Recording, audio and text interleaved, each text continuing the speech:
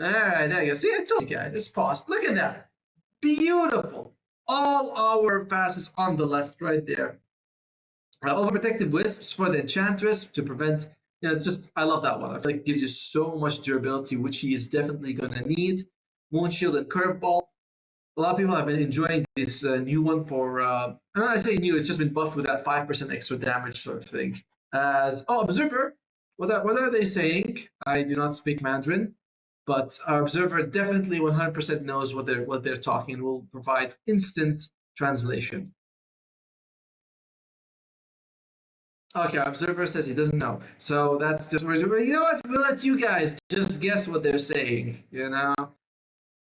But laning phase, what's it going to look like? So bottom lane is going to be the TA and the Undying against a Mars and a Ringmaster. I mean, Undying is great. TA is meh as a laner. You're up against Mars and Ringmaster. I think that feels like it can go either way. It's gonna be it's gonna be everything on the Undying here to make sure things go well. We'll see if Red Panda is up to the task or not. What's that? I don't hear any game audio on VMix. That's a little sad. Oh, hey, he's called Small Panda? That used to be Red Panda. Did he change? It's very strange. So top lane will be the Bat Rider and the Timbersaw up against the Luna and the Enchantress. Oh, that's gonna be a tough one for the Luna Enchantress combo. Bat Rider Timbersaw is incredibly strong. Luckily, he went for just a chakra. Otherwise, it's just gonna be a destroyed lane. But I'm favoring War heavily in the top lane. Bottom mid is going to be the Earthshaker versus Puck. Again, I think I favor Roar. So I favor Roar in 2 lanes. Top heavily, mid is like meh, mostly Earthshaker. Bottom can go either way. Maybe that was slightly for the other side. We'll see if Tearlaments can do it or not. Smoke's coming up, boys. Smoke breaks on the Earthshaker. He's like, guys, and the Puck as well, by the way. He's like, I think they're around here, boys. Look at where Enchantress is. They might get her on the wrap back here. They could. Tearlaments. Alright, looks like Smoke breaks on Bat Rider. He's gonna go in. He sees Erica, but it's like, why would I go for this? Smoke takes a lot of hits. And it is going to be possibly a 3-for-1 favoring Tearlaments. Unless they can make it in time. Look at bottom bounty. It's going to go, it's going to go 3 for Tearlaments. Nice start for them. As I mentioned, the lane phase doesn't look super good, so this is pretty huge. Do we have fast choice? Oh, yeah, I didn't realize you had. Alright, let's see how it's gonna go. Let's go dagger on Clove. Downtown, 70, nice aim there. I can't believe that spell gives you 4 daggers. 4! How is that a thing? But, top lane. Now, one thing SS might have to worry about is that early on the harass could be a little annoying. It's 2 range. You're not sure if you want to take any poison reactive armor. If you take poison reactive armor, you're going to be less offensive later, which is super annoying. So it's not super ideal for him. As Clove gets 6 stacks on the Enchantress, but that's about it. Bottom lane, 70. Feels like this lane is a bit too hard. He's trying to pull the creeps back, ensuring that they fall in behind the tower to give. Oh my god, that's gonna be a lot of damage. These hits from TA brings him down to about 1/3 of his health. Of course, he had 2 decay stacks as well. And mid lane, as I mentioned, the Earthshaker is doing really well for himself right now. 7 and 2 for Butterfly Effect. This is because Enchant Totem is just amazing at last hitting and denying, right? It's like, there's literally nothing the Puck can do. You can use your magic, but look at that. You can't level 1, level 2 have enough magic damage to outscale Enchant Totem. It's just, god, poor Puck.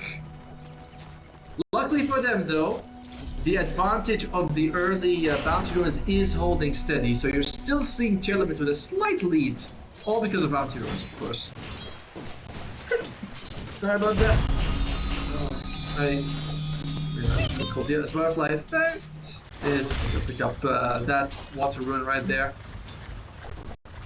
On top lane, you can see SS, he's just soloing that. He takes 1 point reactive armor. He's like, you guys cannot do anything to me. I'm just gonna be fine. Oh, sure, I will. Oh, I see the difference. And it's gonna be, okay. Radiant's courier has been killed.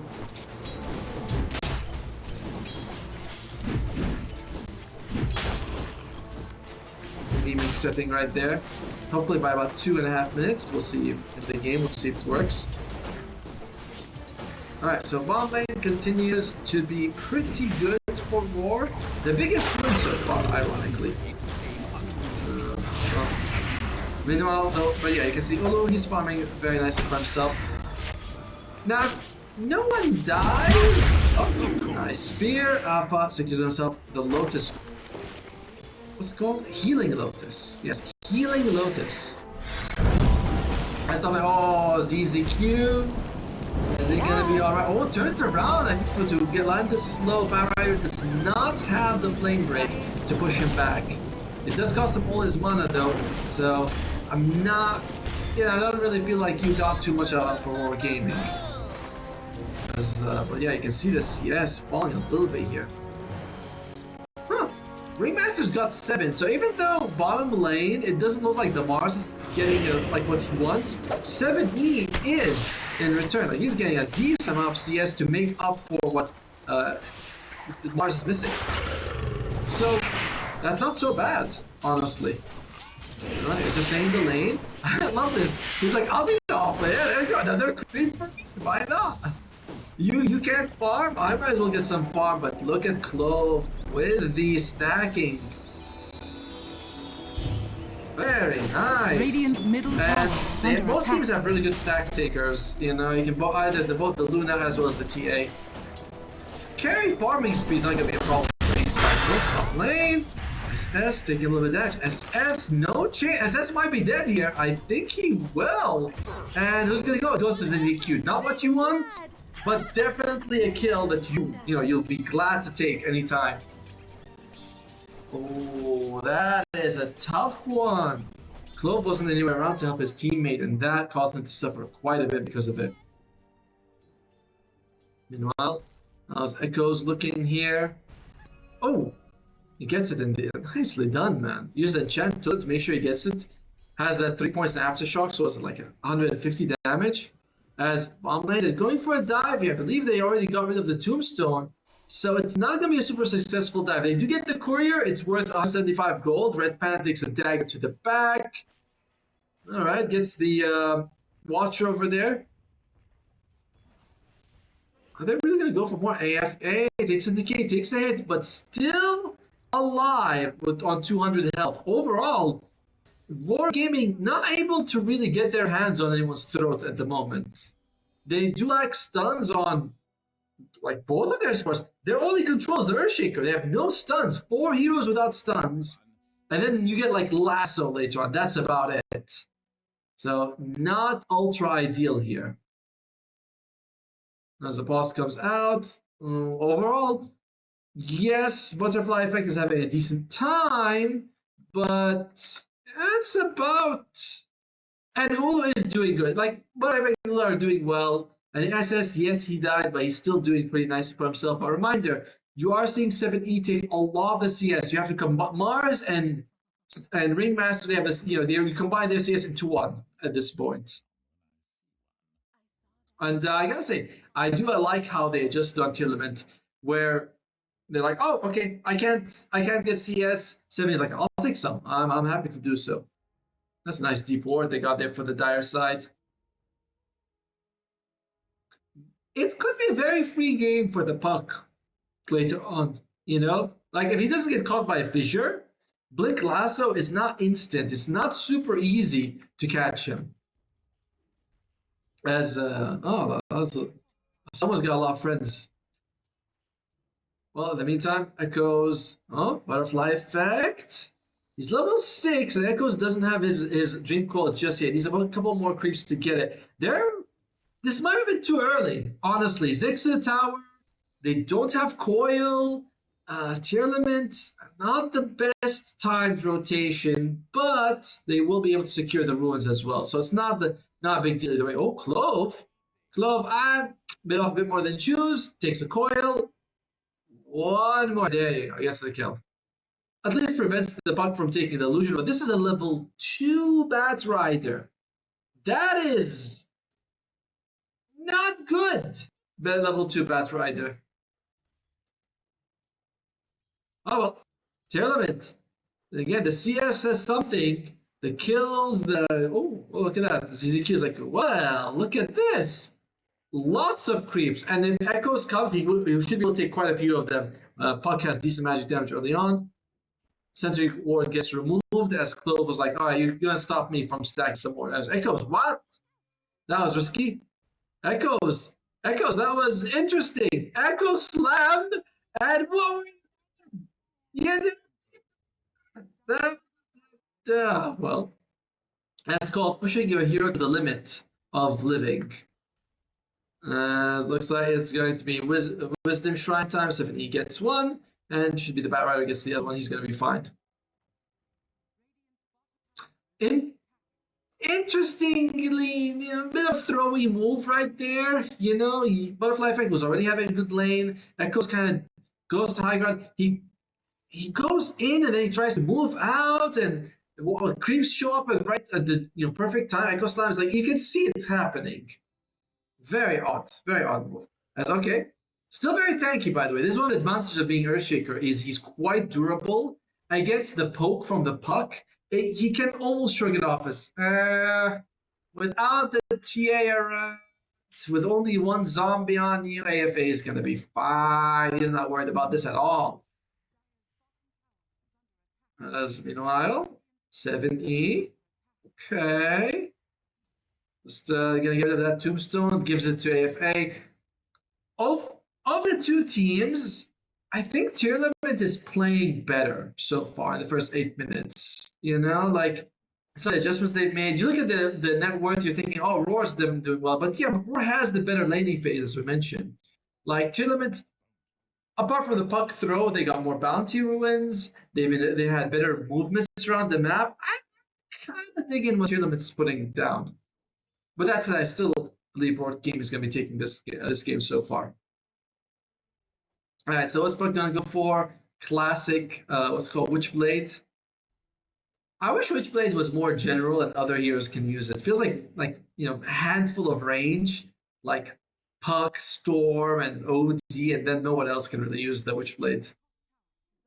All right, you guys tell me. Support Silencer Witchblade, good or bad? I'll let you guys decide. As Red Panda takes a dagger. Clove's net worth on this Batrider is quite unfortunate. You see, I see it on the. He has been stacking heavily. Like he actually stacking also like the camps near the Wisdom Shrine, but until these camps are cleared, he's not gonna get any gold. And who knows who's gonna clear them, right? Very worrisome. As mid lane, they are trying to go for this tower. Echoes has a Haste Ruin. Pokes on Butterfly Effect, but again, a very risky kill. This guy is quite durable, and he's not far from the Blink Dagger. I'm glad that they're just zoning him out, which is the right move to make. Wow, what is that game? Uma Musum. I'll ask our observer. Second game or not? Clove again, just stacking a bit more. Looks like they were able to get some of those creeps for Tearlaments. I mean, ZZQ walks in, steals one of the camps, one of the creeps, and then uses it to farm the others, and suddenly Clove starts wasting. Oh my god, it's gonna be here, but Small Bear's dead, gonna instantly respawn. Yeah, he's gonna walk there. Okay. And it looks like the tower's gonna fall. Yes, it does. Nice deny, Clove. Well done on that deny. Now, what are we seeing from the carries? Can we look at item builds for a second? What is Ulu building here, as well as there you go, thank you. So it's going Deso into Blink, then the Shard. I've seen some Dragonlance Shard first, because that will actually provide him with some teamfight presence. You put the Shard somewhere, Puck walks through, the silence is good, but no, he wants to go for damage and mobility. The Deso does indicate he's going to fight early, right, because you want those stacks. Luna, as we mentioned, Mask of Madness into the Manta, and I expect Acceptor right after. What about the Mr. Timbersaw and Mars? Those items are also going to be big. Timbersaw is going for Pipe. I find this very unusual. It does. I mean, most of the damage from Tearlaments is magic, but you often find Timbersaw is going for like a Kaya or a Blink to be very aggressive. A Pipe is interesting. And Mars, is he going for a Blink Dagger, or what's he going to go for on the Mars? No, Mars, Blink Dagger, but it's going to be slightly late. So Mars, you should either going to be Yule Scepter or Blink first. He's going for Blink. Observer, what do you think of this Pipe first on Timbersaw? Good or bad? I'll let Observer tell us what he thinks. No, you have to type it in the game next time. You have to type and say good or bad. There you go. But overall, Observer thinks that it's going to be a good item. It's certainly interesting. Oh, here we go. There's going to be a dead. She's burned. Ooh, Echo even used. Wow, DD Ruin was going to take it. Clove's going to be losing his life for this one. Unfortunate for them. So overall, it's an Echo used to trade supports. Okay, Coil was out, but they weren't able to get Butterfly. They're going for Small Panda. Small Panda, only level 5. He's walked towards the Tombstone. That's nice, but 2 for 1 in the end, favoring Tearlament. And if they can see that Tombstone, unfortunately, they can't catch in time. I like how 7E actually picks up the D Druid. He's like, yeah, this is what I want. Not going to give it to anyone else. But to be fair, he was trying to prevent anyone from the Raiden from picking it up. Supports, the net worth favoring Tearlaments a little bit. What is it going to be like a first item Blink on Barra? Yeah, it is going to be. Boots into Blink. As Undying, he's actually maxing Tombstone over Decay. Interesting. Now, it is better team fight for sure to have max Tombstone, but Decay is a little bit more reliable. You get that like damage, lower cooldown. It's better for farming. But if you're worried about team fight, maxing out Tombstone is a good one. As look at that. Can I say the Dire Stack? That looked juicy. That was a big, thick as we. Oh, that's. Okay, I think that's just a. That's a triple. That's a triple. I see 2 big golems and a dragon. Meanwhile, Luna very close to the Manta. She's overtaken Ulu as the fastest farmer in the game right now. This Manta is going to help her even more. Overall, all right, what does win percentage say? Because I'm feeling like Tearlament, yeah, that 57, that seems about right. 59, in fact. This feels about right. War, at this point, I thought they'd be a war, further ahead. You've got Timbersaw. This is another problem I have with the Pipe on Timbersaw, is that he's not going to be ultra aggressive. It's like, all right, Pipe is finished. Yes, are you going to fight now? Because the first 40 minutes, he's been involved in 0 kills. He's just died once, and that's about it. Whereas a Kaya Blink tells me, oh, I'm going to be jumping at the enemy. I'm going to try and bring them down. I like it.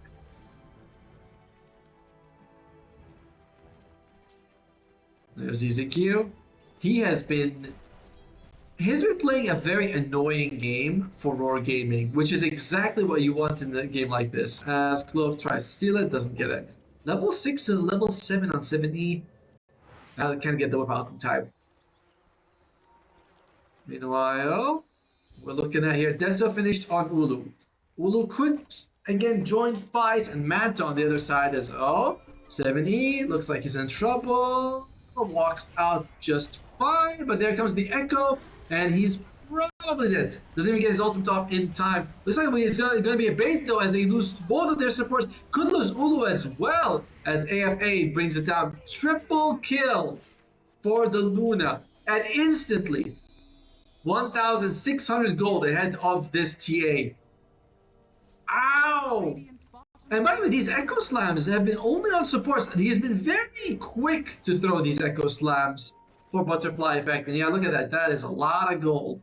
I don't feel like that's it. I don't feel like you need to be throwing those Echo Slams so early. And look at that. Luna's also going to be able to take the tower right after. So huge win for Tearlament. Still haven't seen what Luna's going for. Okay. SS. He wasn't. By the way, he was not involved in that fight at all. He wasn't able to show up in time. He's going for the Kaya now. Honestly, I think the biggest problem for Roar has been that we just haven't seen SS do much on this Timbersaw.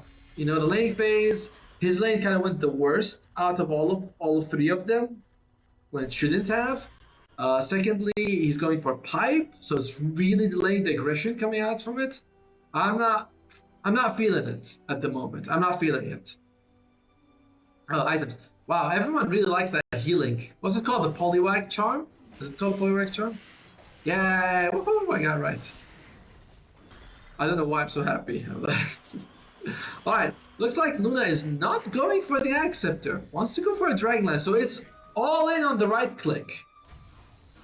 I guess that's fine, I suppose. I mean, it actually is interesting adjustment. Maybe he was thinking about Axe, but you see the pipe on the enemy side, you're like, listen, my Axe is a lot less effective than usual. Might as well go to right for pure right click. Because right click, you know, how are they really going to mitigate it? So 4,000 gold here ahead for Tearlaments. Now, before this game started, the production crew was like, man, I told me you're lucky. I'm like, really? How am I lucky? They're like, you got China, one of the most active, high fighting regions. I was like, yeah, that's good. Not like C. Oh my God, ZZQ. Can they kill him? He's. Yep, no, they can. He's 1600 matched Max Nature's attendant with the facet, the overprotective wisps, and I think he uses the essence ring as well. So they just, oh my God, oh, they try to hit him, and it's so cute. 3,000 gold difference between the Luna and the TA. Brutal difference, honestly. Butterfly effect. Does have his echo. Right. He's going for. He's got the Kaya as well. Kaya finished up on him and SS, so they got some decent magic damage if they can get on top of people. So yeah, I was told I got lucky. Not like Southeast Asia, which is all farm. You know, they're like, it's gonna be like 1 or 2 kills a minute. I'm like, sure, 1 or 2 kills a minute. Guess that's not exactly how it worked out. Blink Dagger soon on Ulu. It's gonna be nice. Enables him to jump on the target that they need. There's no like Oracle or Shadow Demon, so if the TA gets 2 seconds on snow, so that person's dead. There's no real rescue apart from the, of course, the Ringmaster. Alright, Timbersaw. Level 13. Has pretty decent farm on himself, honestly. But it just hasn't translated to anything. We'll see in a little bit if it's going to make a difference. Enchantress, ZZQ is going for the Solar Crest. It does a lot to mitigate the damage coming out from the TA. You know, all that physical damage for a Solar Crest on top of like Luna is pretty strong. As Earthshaker, as smoke comes up, 3-man smoke on each side.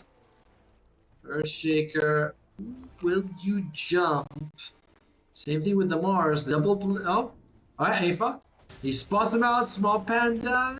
Doesn't really feel like he needs to do too much, and this is gonna get him. Oh, he ulties actually. That is interesting. Now he responds without his ultimate. As Area comes out, beautiful Wheel of Wonder as well. It's kind of brutal right now. What? Actually, it's going the other way now. Roar Gimmy's the one that's having a good time here. That Pipe actually was doing quite a bit of work here. Can they get the kill on the Luna? They spar out that blink. There's the save.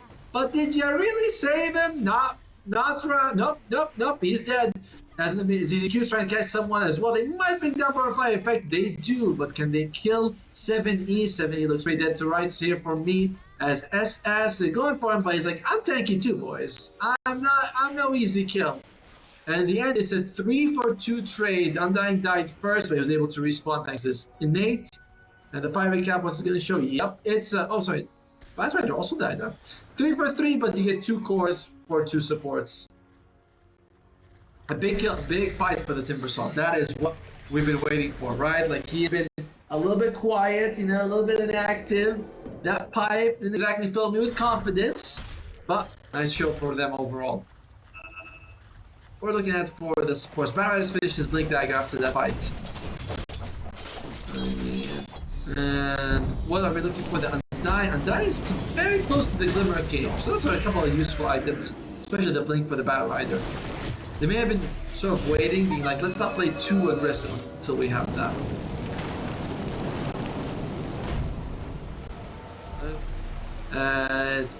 Oh, look at that. Net worth shooting up thanks to them taking the Tormentor. Clove gets it. I believe that's what's the current one? listen you. It is the staking up napalm has no limit and deals damage to buildings. That was close to. Ah, thank you. That was what his old facet was, I believe. Okay. No stack limit. Yeah. You do apply too, so you were actually getting those stack limits relatively quick, but now you don't have that. Alright, I like it. As Clove might be in danger, walk into Echoes. He's like, I wish I needed the shards, because now I give him more money from this deck. Dire's middle tower is under attack. Dire's structure working towards the BKB has the shard. The shard is a big deal. Does see what has any oh!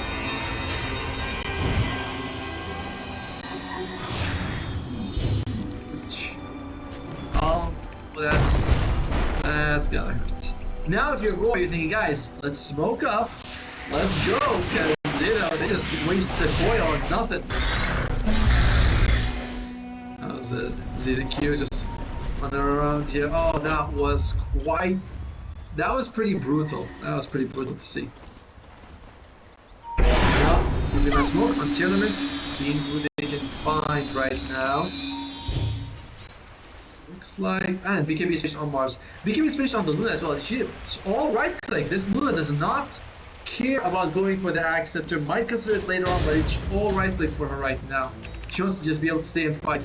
The triple BKB now. Timbersaw's got hit as well. Radiant are scanning. BKB for both sides is pretty devastating. No one, apart from Bat Rider, has anything that pierces BKB.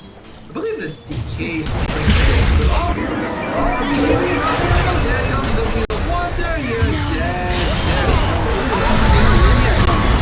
Finally, that nice save. Starts BKB when it comes out. He just uses it straight away, thinking, I'm not gonna fall for this.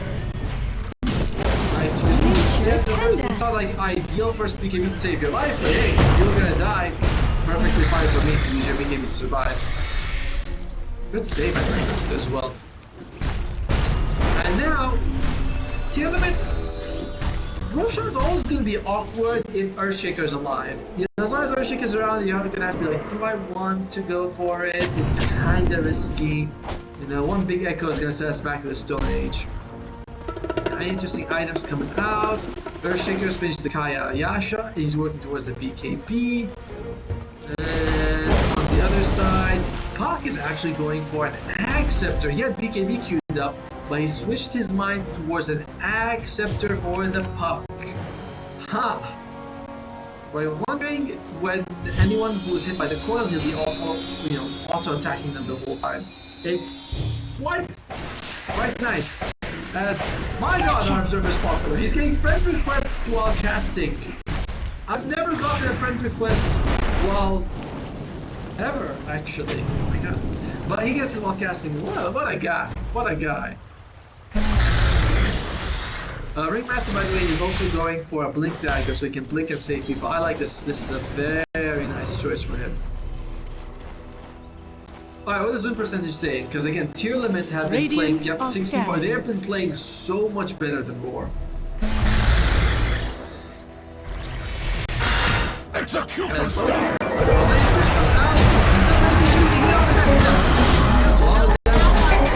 The chain misses!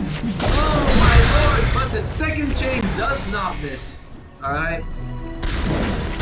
Unfortunate on the first chain, but does survive at the end. It's still a BKB force. Did I use Eclipse? Oh wow, what the heck? Gotta say, Enchantress, you are spot. Echo. And Lasso. I look at the physical test. There's none of it. Now if you're Tearlaments, you might be thinking, guys, they just use Echo, they just use Lasso, they use BKB on Timbersaw's. This is why, in my opinion, opening for Roshan if they want it. We'll see if that's what they're thinking or not. They might decide to go for a fight instead. Timbersaw's also down. Another sort of big spell that they have to be worried about. Let him die. Time, but not enough to. So last I was gonna say the glimmer, but he loses life in the end. Ouch! And look at that! There he is! Roshan is ready to be murdered. Never feel bad for Roshan. his house, doing nothing.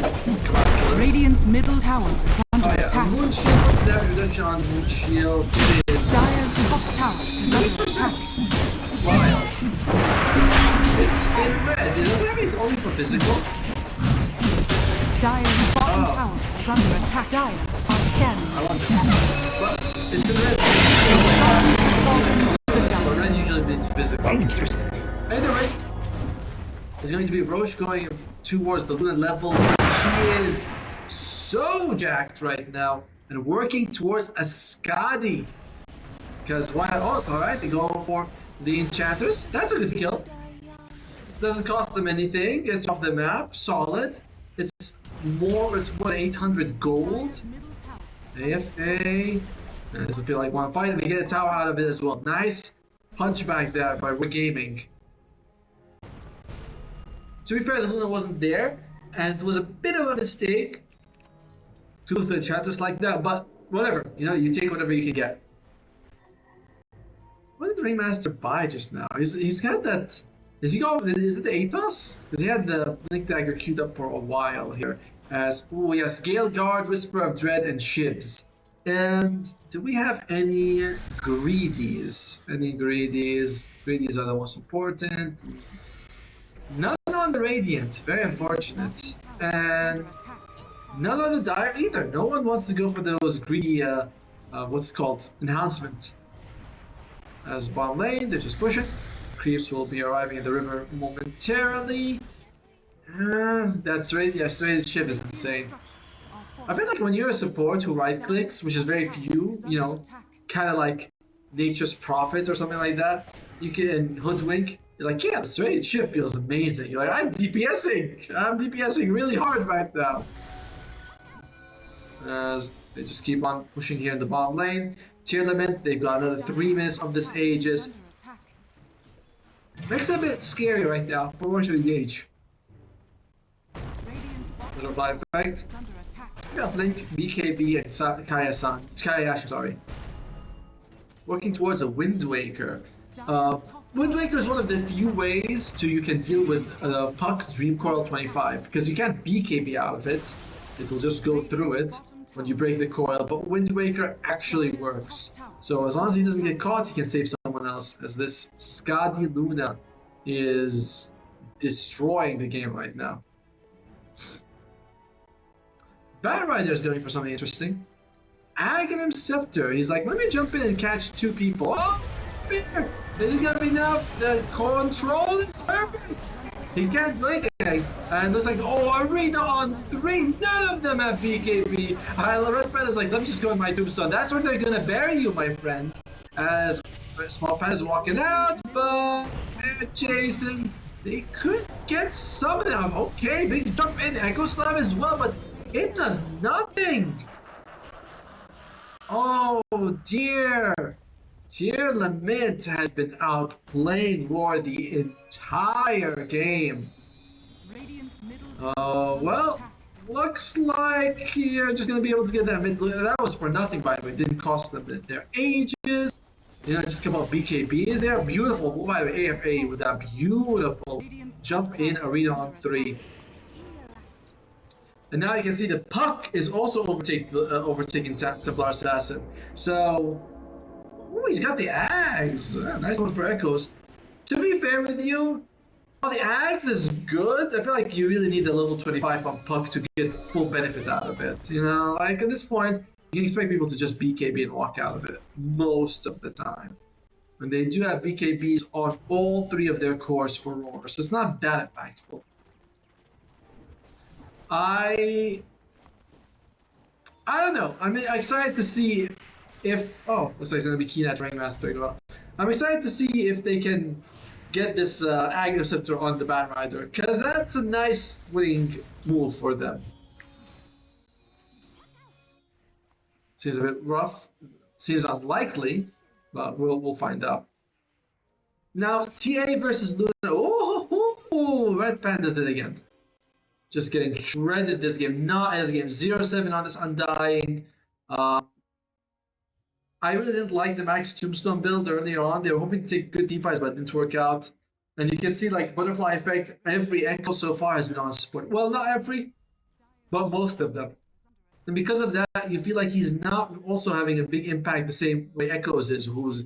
No, I love that their name is Echo, there's a spell called Echo Slam. Very, very fun.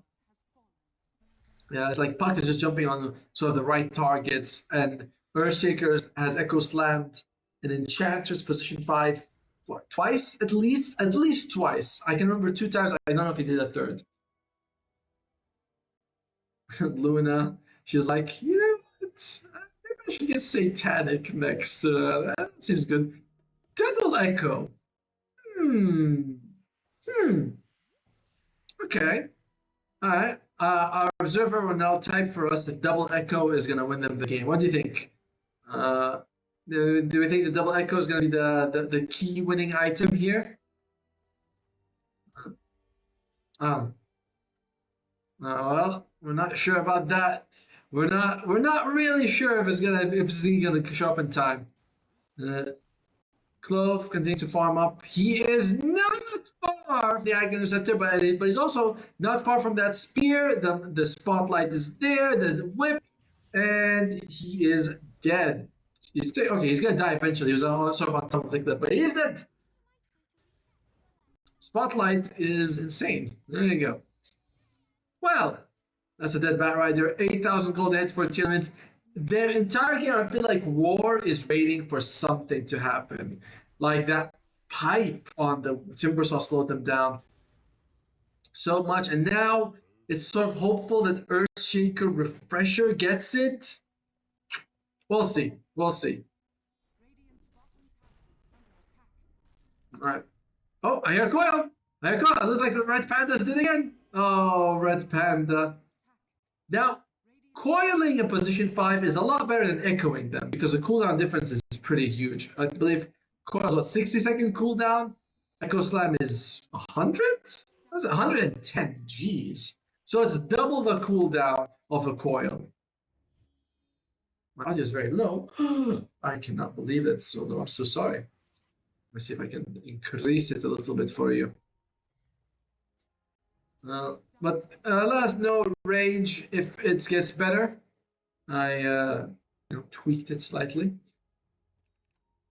Well, in the meantime, though, it's kind of a standstill game. We're not like, Tearlaments is extending their lead, but they haven't gone for that massive upper punch. What the hell? Like uppercut that's gonna win for them so far. They're generally, I won't say stable, but it's just a slow growth right now.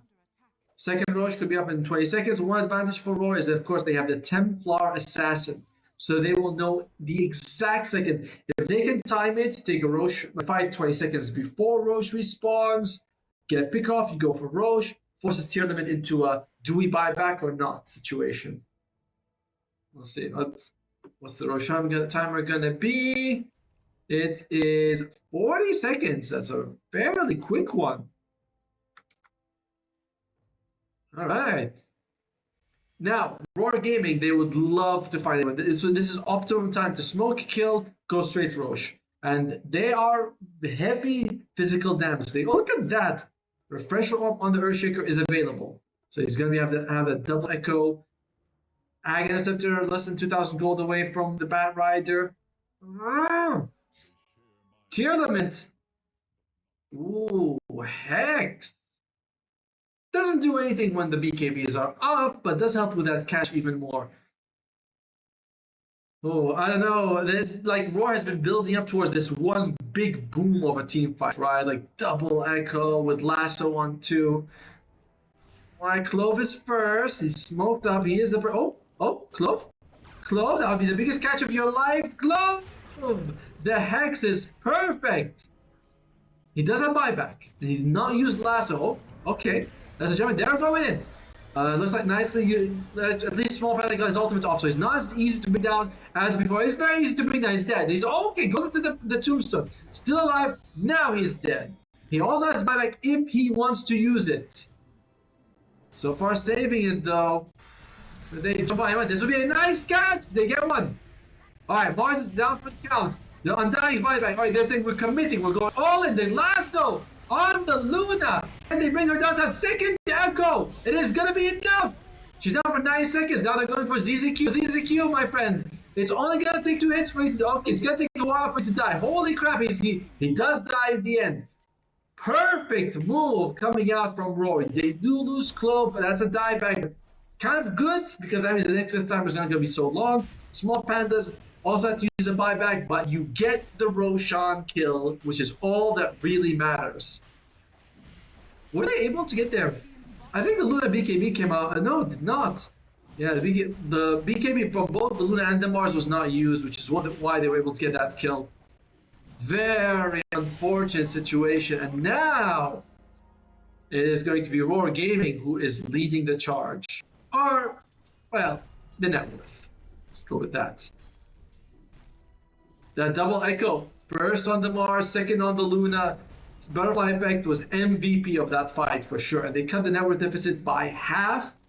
It is still 2/3 of matches like this will go to Tearlaments, but that's look at the HP. Look at that spike. Jeez. That is massive. The XP is huge. Alright. So well, Bad Rider, he did die back, so unfortunately there's 0 progress made on his Acceptor because of that dieback. He was 2,000 gold away from the Axe. He remains 2,000 gold away from his Acceptor. Well, so Clove's sacrifices went really well. And look at the difference though. The Mars is really falling behind at this point. You know, AFA is he's going to go for a what's called the Aeon. That's my and a refresher orb after. Observer was like, he's never gonna get this one out. As Lasso, decent kill, solid save. Can they bring ZZQ? They'll need a couple more hits. Nah, ZZQ is gonna be fine. And Tombstone's also gonna be melting here. Tearlaments, they're like kind of half now on taking fights. You know, up against an Aegis TA, not super ideal. And Puck is going to go for Nullifier.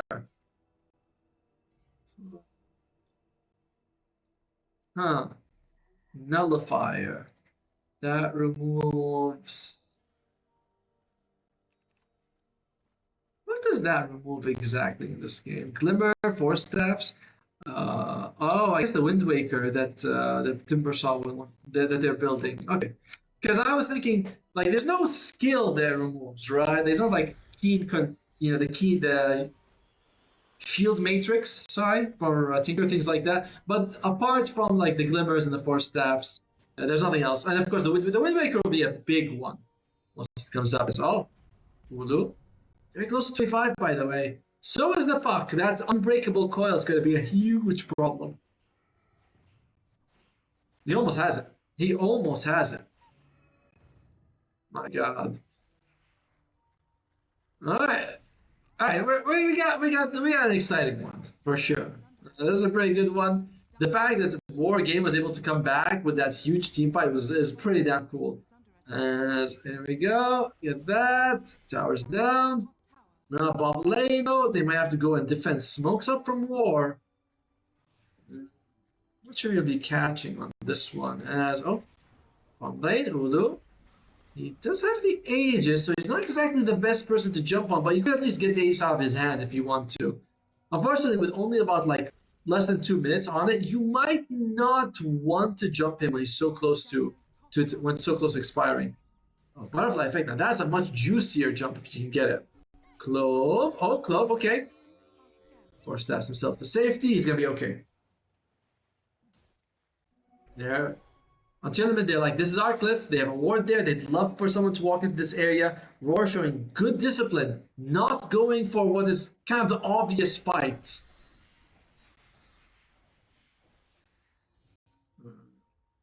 30,000 net worth on a Luna. Yes. That's pretty crazy to see. That's pretty crazy. That is a very farmed Luna for sure. Alright, Aegis is about to expire in about a minute. So Roar Game, if they want to do something, they don't have that much time. And look at that, he's got the giant small. So TA jumps in, giant, small, maybe even a crit. And, oh, there we go. Small Panda is like, I see it, Small Panda. Interesting place to walk. You might need to ult. TA dies. But it doesn't. It's not everybody's back. But next there's the back, and they do get the puck in return. Oh, Luna's trying to get his ultimate off on someone, but it's not really working too perfectly. As Ulu, he wants to die. Another good Echo Slam, but their save is even better. That's a good time to die. Only 30 seconds left on the Aegis. Unfortunately, the rest of his team is also dying. And that's going to be the Timbersaw gone. No buyback. And oh no, he's dead too. Ulu. This could be game. He's dead 100 seconds. No buyback. No Timbersaw as well. Red Panda. Sure, he was able to come back in time, but unfortunate. All they got was a puck, and that was a fight with the Aegis on Roar. As we mentioned, that was the obvious, area that they maybe should have considered not going for on Roar Gaming. Now that's Satanic finish on the Luna. Buyback comes back for Ulu. Somewhat surprising that Tearlaments is not, forcing it as heavily as I am, but as I thought, but they could do that now. They can start going high ground if they wish. The puck is not available just yet, but he will be Ringmaster. Aether Lens Blink, all in on the catch. I think he has that enhancement that gives him cast range. Oh no, he does. Oh! Red Panda! The spear misses! Well, it's a clever keep. Or is he going to be able to tell? Oh no, don't worry. He got it. He got him in the end. He's fine. And it's going to be... Well, once they take the melee barracks, it's going to refresh, which is awkward. And there you go. You have to take it anyway. That's too low health. Which means they have another glyph available for Roar if they want to do so. But can we look at Earthshaker? Oh man, that's two set of barracks. Yeah, can we look at Earthshaker? How close is he to the his refresher orb? I mean, I know he has it, but what's the cooldown on that? He's got one echo. Earthshaker! Earthshaker! He's got 50 seconds. Okay, first echo comes out, no second echo. Arena though stops them cold, brings Clove down, brings a Timbersaw. SS is gone. Ulu's there. It's GG. They're like, no, this is not it. I really like the draft coming out from Roar Gaming, but that last pick Luna TA, I was like, I feel like Tearlaments was able to, a little bit fix that draft at the very end. Not much cash for a puck, but really it felt like the execution was going to go back into the game. We didn't pause for you guys. We're like, let this one cook a little bit. Yeah, you let it cook. Every single time I think about the massive Serpent Ward, I keep remembering the RTZ clip where he's like spends 10 seconds hitting it in the jungle, and then in the fog of war someone just denies it from the other side, and he just like full on face palms himself, and he's like, oh my god, what is my life? It is hard to farm that, to be fair. It's like 20 hits is insane. Tearlaments, they're smoking up. We'll see what they can catch. And they smoke up on the other side too. This is exactly what we want to start game number 2. Smokes are breaking, Clove in front. Nobody makes a jump though. What a game of cowards here. 10 people, no one wants to fight. Go next. Get me out of this game. I like how Glove has boots first on Shadow Shaman, so he's like, I'm gonna catch him! They just U-turn straight away. Yeah, a little bit too scary. Quite interesting to see that ZZQ's already blocked the Ancient camp in the Dire Triangle. Like, really wants to stop those stacks happening as soon as possible. Yeah, this is when you play with against an Earthshaker, they're always going to get that big stack on both sides, and you bring the two camps together with like 15, 16 creeps total. Echo Slam, you clear it out, instant Blink Dagger. You would know that if you were the same MMR as me. Huh? Creeps? You get money from killing creeps? What? What's stacking? Huh? Why would I stack when I can just kill? I don't want war. You could activate items in this game? What? Oh, the good old days, dude. You have. I feel like we really need an old patch of Dota. It's like, oh, here comes Dota 6.52 or something, where you have to buy TP scrolls and they take an item in your slot. And the pauses. They're unpausing. They're pausing. Oh, Okay, that was okay. weird. Okay, then we pause again. Awkward. No, how about you go back to the like proper 1.0, you know? Oh, You get all of that, you get the same graphics as well, so it's all a bit like, grainier and everything. That would be very nostalgic. that's what we want. I want Dota, like a beginner or something like that. As that's a disconnect. Ooh, unfortunate. But we haven't had a chance to talk about the laning phase. So bottom lane is going to be a Nature's Prophet Clockwork against an Earth Shaker Shadow Shaman. I pity the Shadow Shaman Yeah. person in this one. Hey, it's rough in general for both of them. Like, you can already see SS is just pushed all the way back. He can't even get close right now. Yes, sir, is just going to be hitting the creeps, having a good time, no problem at all. So Hmm. unless we're going to see like some, I don't know, a rotation come out potentially from, well, no one. Like, it's going to take a long time Yep. before the Ember wants to rotate, and Small Panda on the Abba. Like, what the hell can an Abaddon do rotating into lane? Absolutely nothing. No, he's pretty garbage at it. Mid lane, it's again. I expect this to go very even. Once Quinn becomes a caster, he'll tell us all about this mid lane matchup. He'll be like, "We'll see at minute 3, it favors the Quap, but at minute 4 and 5, it's back to the Ember, and 6 it goes back to Quap, and we'll have a real mid laner telling us what's going on." Yes. But Uh, does he really know what he's saying most of the time? I don't know. Quinn, Yeah. I Man talks mean, fast. he does talk fast, but he's got a very good vocabulary. I like Words? it. He does, yeah. Yeah. Like when he insults people, he's very good with the insults. I'm like, wow, I've never heard that word being used that way before. Yeah. I like it. I just hear the same two words again and again. Yes. F and well, that's about it. That's where we're Uh, gonna go. We'll just stop with my, that. my my ones begin with a C and then a B, and I think everyone knows what they are. Type it for me. Okay, I'll send Yeah. a PM Okay. just to clarify. But yeah, okay, seems to be some connection issues here for Mm-mm-mm. Clove. Hopefully this is sorted out very soon. Nothing worse than the game being spoiled by lag. I mean, was there many pauses in your first game? No, actually, no pause at all.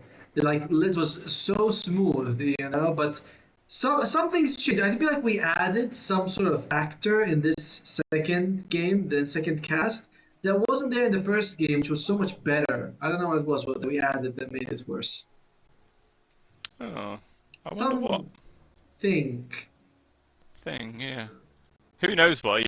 We'll leave that up to the lovely audience and chat to decide what that thing is. But it looks like the game is back underway. Oh Hopefully, yeah, Clove's internet does hold up. Easy carry a kill.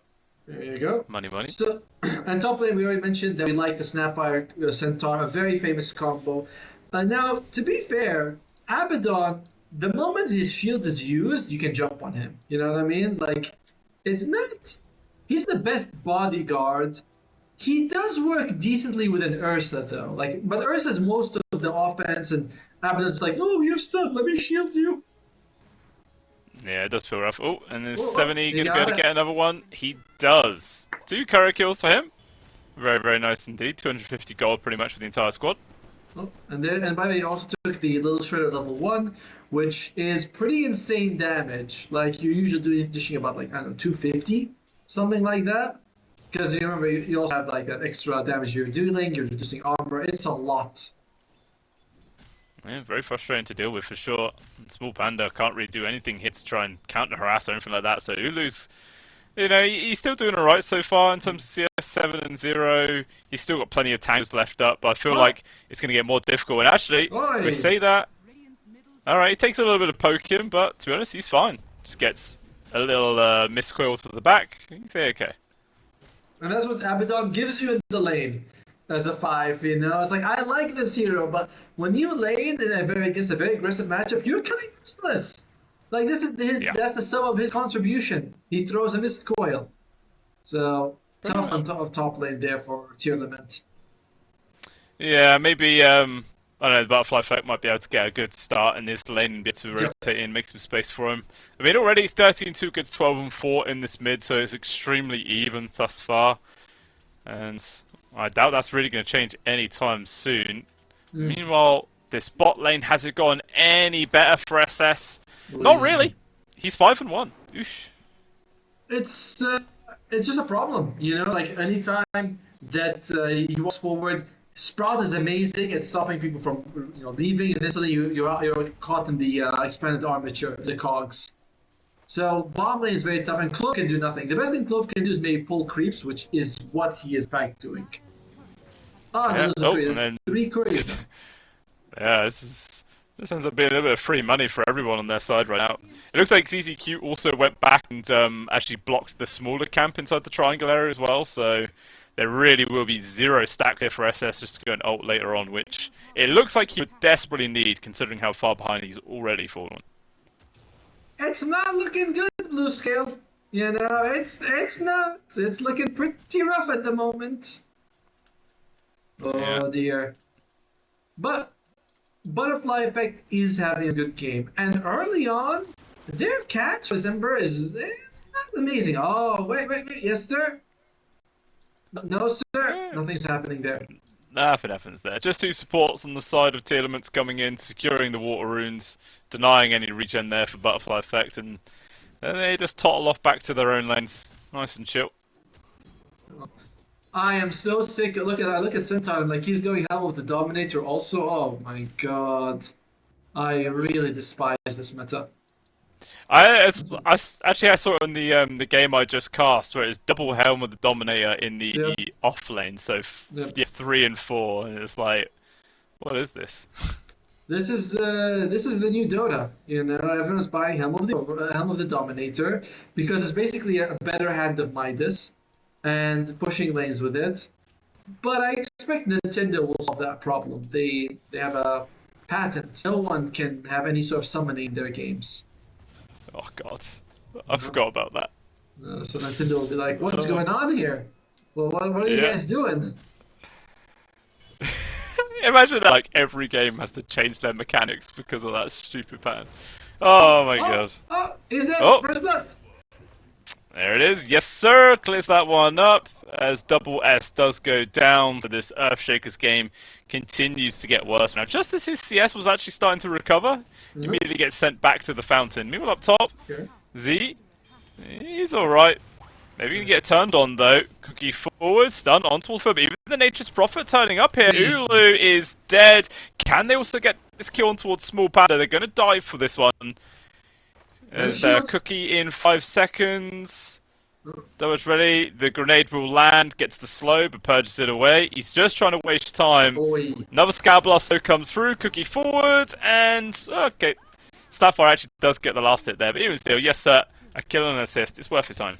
Very much so. CCQ looks like he even gets the Lotus as well. Poor guy. Everything is looking good for Tearlaments. Oh, again. Oh, okay. Immediately comes back and beaten 2 again. That feels rough. I mean, all it's going to take is another Nature's Prophet teleport, which is off cooldown now. They could potentially just go for this kill again. Like, what the hell is Ulu going to be able to do? Nothing. It's and he's got the ultimate now available as well. But Butterfly Effect is 6, and they. ZZQ?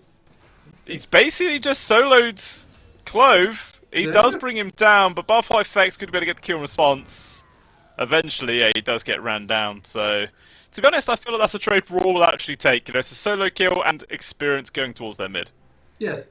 At the same time, you can also be like Tearlament. You know, I was keeping 2 enemies busy, right, with one of their guys, and they get a kill. So neither team really walks away as the winner in that situation. I'm excited to see what Yes Sir is going to be building as his first item, or Erica, as his official name is. But you got me going now on Yes Sir.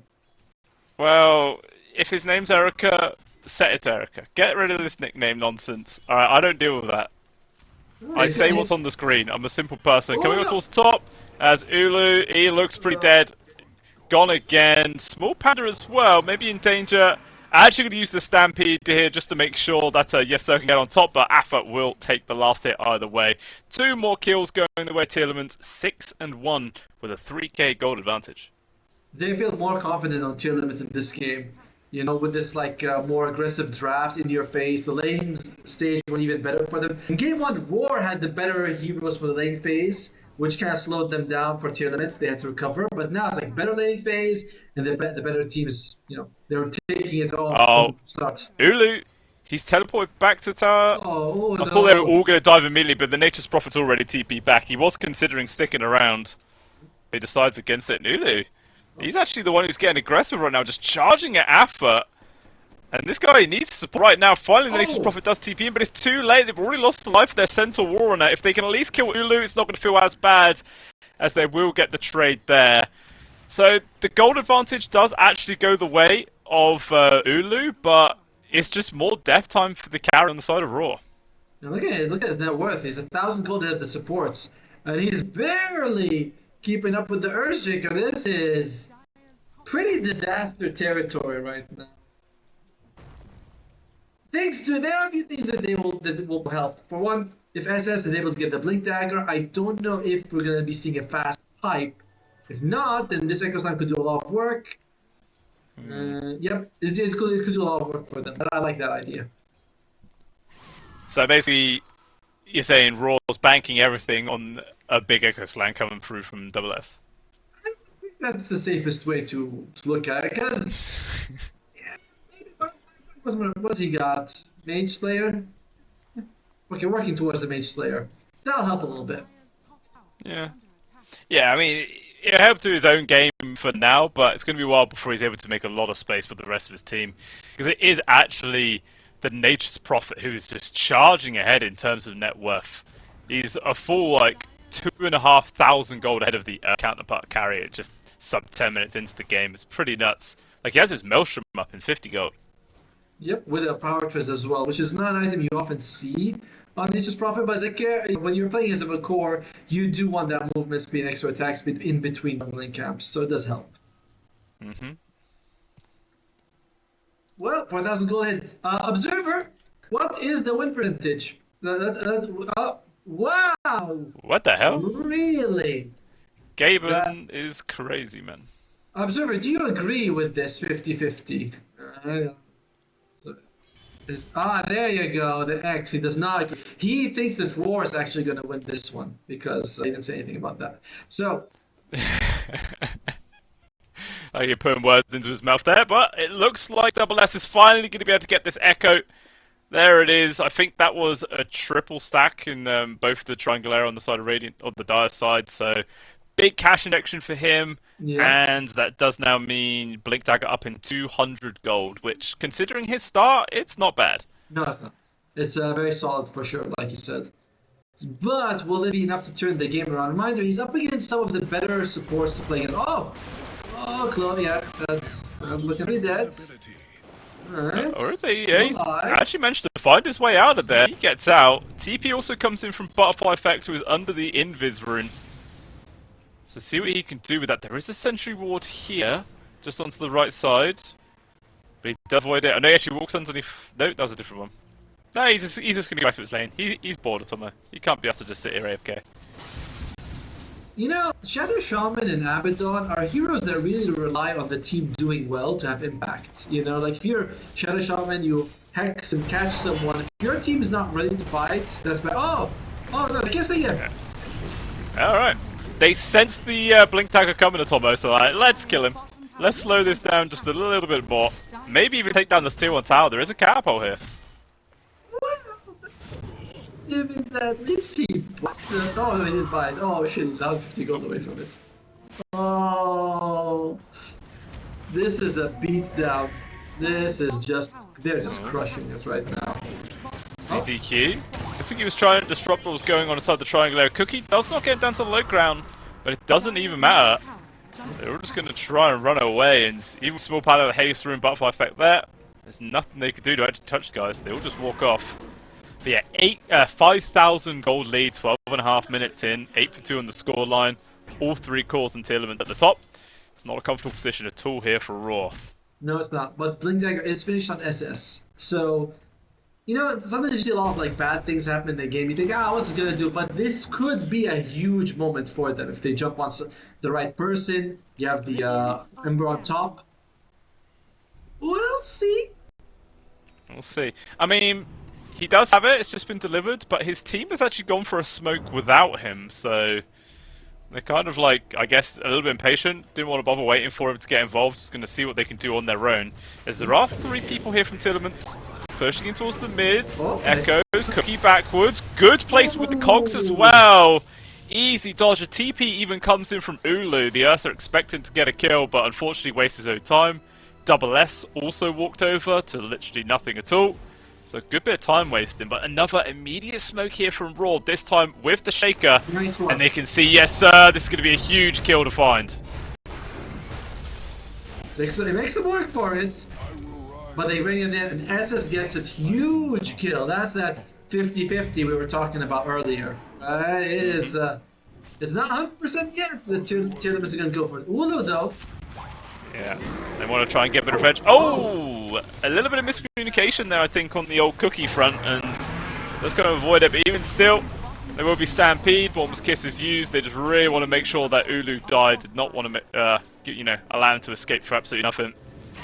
Does cost them a couple of ultimates, but they get the job done. Well, TP down towards the bottom. Yeah, so they're going to try and lock down on towards double S. There's no escape here for the Shaker. Just like a pinball bouncing around. And it will be, yes sir, getting the kill. There's also the totem here to farm up as well. See who gets the last hit on that. Totem? Or ward, whatever. 230 gold for yes sir. Easy money. Basically another kill. Maybe it's called a totem in World of Warcraft, but that's not how it works here. This is a ward, my friend. I said one word wrong, Yes. and you attack me about it. God damn. That's all I wait for, you know, when they're like, can you cast? Like, can you get money? You want to be with Blue Scale? I was like, aha! Yeah. Now the real trolling begins. Yes, sir. I look at the double power treads for the 2 cores right now. It gives them a nice bit of stats. Echo's got that Kai to keep him active. 7E, I'm excited to see what he goes for. I think a lot of Snapeyes just like to go, of course, the Shard, into Greaves.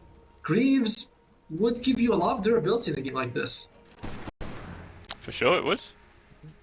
We'll see how quickly he's going to be able to get it after picking up that Shard. But Butterfly Effect is walking behind him. They get the shackles off. Meanwhile, Alpha's already on towards Ulu. This looks like a very dead Snapfire. Yeah, so we'll get the kill. 3 kill streak as well, so it's a good chunk of money going towards the old bear. They'll take that very happily. Oh.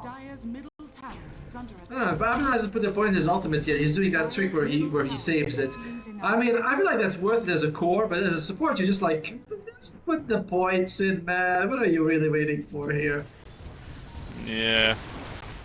I feel like a lot of the time you could be useful in a team fight just by putting your body in the front and just not caring if you die, you know, just buying time for the rest of your team, so it feels kind of essential no matter what. Well, still, it's somewhat stabilizing. That kill attempt topped when they missed the cookie and stuff. Oh no! Can they get him? Hook shot's a bit too far. Nope. Maybe Alpha could be stampeding for it, but... As it was like, it would have been extremely close if you got that one. Maybe just didn't want to risk the long cooldown. Yeah, so we're going to do that time. For sure. Like, one thing you learn about Dota is that maybe holding, holding back a little bit is very good by waiting for optimum situations. Okay. And no deny comes on in, but that's a tier 1 tower gone down. Deny? I said there was no deny. Oh. Tried. Damn it. See, it's proof you don't listen to me, Tomo. You hear what you want to hear. He said deny. Deny. Turns out he said did not deny. Ah, man. Almost, mate. You almost got me. But yeah, look at this. Raw is hanging around this ward right now. They were waiting for opportunity to get a kill. Shackles on towards the clockwork. As Echoes in the backlines has found Small Panda. Obviously, he doesn't want to commit for the kill. He knows it's a level 8 Abaddon. It's probably going to be an... Oh, actually jumps forward and finds Clove. Drops down. There will be the old clap trying to keep him alive. Not going to work there. And unfortunately, they weren't able to get... He's like a bit separated from the team. They can't jump to save him.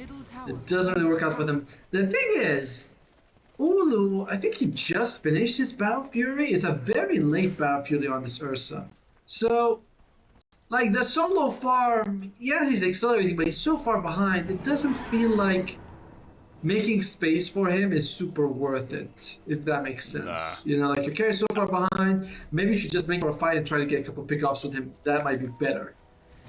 Yeah, I mean, when you compare him to the old Nature's Prophet, he's 5,000 gold behind. Like, he's got Mjolnir, he's got Dragon Lance, he has Hurricane Pike in 200 gold. Like, oof, he's just so damn loaded. And then he just appears, trying to find a free kill on towards Small Pound, who has the ult. Yeah, he might. Oh, He does. Okay, this time he uses it, but for a pos 5, even so he gets the kill. I'll take it. Oh, down bottom, Ulu! He's been found from CCQ, he has hook shot, trying to delay this. Once the supports get closer, Morm's Kiss is raining on forwards. There will be the ulti popped there from the Ursa, but it's only going to delay the inevitable. Or is it though? SS is here as well as Butterfly Effect. They're providing support there for their carry. Echo Slam just on towards CCQ as Clo trying to work the backlines, but eventually he will die. Echoes just locks down towards double S. So far it's a 2-for-1. It's a costly save here for the Ursa, but at least they do keep him alive. True, but it feels like it's very similar to the previous game where War, they like using Echo on anyone they can find. Sometimes they just kind of, I don't want to say waste it, but you wonder how worth it is to use your Echoes when you're behind on position 5s that, you know, like are so low before a team fight even begins. Yeah. That's Ulu. He's got no ulti. He's being hunted. Oh, dodge. Actually just hops out the way there of the scream. Very, very close there, and very nice, so he gets the TP out. And a dip as well. The tilting is the easiest way to get a win, you know? Just get inside your opponent's head, make him mess up. To be honest, I used to play snooker a lot with my friend, and the only way I would beat him is if I would constantly berate him and insult him every time he missed, and then he'd just get really mad, and then I'd win. It works, boys, it works. That's how I'm approaching this cast, you know, if I... You know, find out all the things that make you annoyed, I win. But, you know, we're working together, right? Oh. I don't know if that was explained in your contract. No, it wasn't actually. They said they said you'll be working with the Blue Sky, I just assumed working against him. As bottom lane, yeah, Red Panda, he is looking... He may be alright. Fisher's doing some work, trying to slow it down. One more Sky Blast, he will eventually die. I mean, this is just the nice thing about Pulse 5 ABBA. It feels so painful to kill him. You know, it takes so damn long. But eventually he does still go down. They'll take it. 30 seconds as well until the next Wisdom spawns, and it looks like Tearlaments are already setting up to grab it. By the way, Alpha, we haven't mentioned this, but he's got a Lotus Orb on the Centaur. So everything that the Shadow Shaman does is useless. Oh, he's in trouble. Okay. Big jump underneath the tier 2. Morm's Kisses to finish him off. Easy peasy lemon squeezy. Plus there's going to be the Wisdom on top of that. Man, the support duos from the two sides are so different. Because Snap and Clockwork, you can see they can kill a core. Hook into cogs with some kisses on top. Mwah, beautiful. On the other side, Shadow Shaman and Abaddon, not so much. Shadow Shaman, yes, a little bit with the snake, he can do a lot of damage. But, like this. Yeah. Yeah, it's... Like, you got the save from the Abba, you got a little bit of control from the Shaman, but together they don't really... They don't make anything. It's not a recipe for a spicy dish, Atomo, it's just kind of there. But we do see Raw. 4-man smoke. They have Echo online, they have all their ultimates available. They want to try and invade their own triangle and reclaim some of their space. They found the jump here on towards the Centaur. Alpha is dead. CCQ also here. The Fisher actually being kind of a nuisance, but even still, they just hop over it. And there will actually be 2 kills going into the way of Raw. They lose nobody for it. It's finally a good trade for them. And look at this! Straight into Roche. Why the hell not? You just brought 2 down. The enemy team, they do have the tier 1 standing, but again, it's still a distance from Roshan. And then with an Ursa and the snake on top, you can bring this down very quickly. I know if tier limits no or not, but either way, it would have been a risky contest. This is that's a pretty big win right there. It is like they've probably just upped their odds by a fair bit. I'd assume just from that one play alone. Even just going to finish off the tower as well. Bit of extra money. That's brought down the. To be honest, it hasn't actually changed the net worth lead too much. I thought it would have come down more, but it's only been like just over 1,000 gold. Yeah, I was Meh. looking at it as well. I was like, that's not you get two good pickoffs into Roshan and moves for like 1 or 2,000. Not the biggest deal in the world, but if you're stabilizing and reducing it slightly, it's a huge thing for you anyway. So, nice move for Roar. For sure. Looks like BKB though just completed here for the Nature's Prophet, and then in comes Butterfly, says snap. He's got his own, so a couple of BKBs coming in for the next fight. Meanwhile, Small Panda has been caught yet again down at the bot lane. Yules just delaying out the ult. Here's another kill. It is a slightly better BKB going for the Radiant because Sonic Wave and Hookshot both pierce BKB, whereas the Dire has literally nothing that does. But you also want to get BKB regardless for both sides. It's just, you want to deal with the cogs, the cookie, the stuns, everything. It's all very annoying. Just looking at the Nature's Prophet facet, right? Yeah. So Soothing Saplings. Apply after Sprout is cast, all trees in 900 radius heal nearby allies. Is that 900 radius from the hero or from the Sprout? From the Sprout. From the Sprout, okay. But, by the way, do you remember how good this fast is? It's kind of trash right now. The healing was reduced by more than half. Yeah, 25 a second for... What, is it just 4 seconds? It's 100, 100 HP? Yeah, it's not great. It's not much. But it does. You can eat it to get the double tango effect, which is kind of nice. Dire's bottom tower is under attack. So it really helps. It does. I actually had to explain that to my allies there. I was throwing a Sprout. I was like, please eat it. They're like, no, it doesn't work. I'm like, yes, it does. The only reason this facet is viable is because the other one is actually completely useless. And Okay, is it not still sure. the big tree? No, they changed it. The new one. Oh wait, we're gonna butterfly effect. It's Okay, Jason. get aggressive. They're fine. ZQ. Ooh, It's good. been caught. Fishers, shackles, everything locking them down. Wolves Kiss is turning around on towards Clove. Nice pick Not up. gonna be able to get the kill, and they're just gonna carry on chasing right now. 7E manages to juke the right direction there through the trees, so he's gonna be alright. So they are actually able to bounce back again, get another kill, make some space for themselves. Still another 2 minutes on this Aegis here for Ulu, but I doubt they're gonna really do anything with it. But another pause from Clove, who was having the disconnection problems earlier.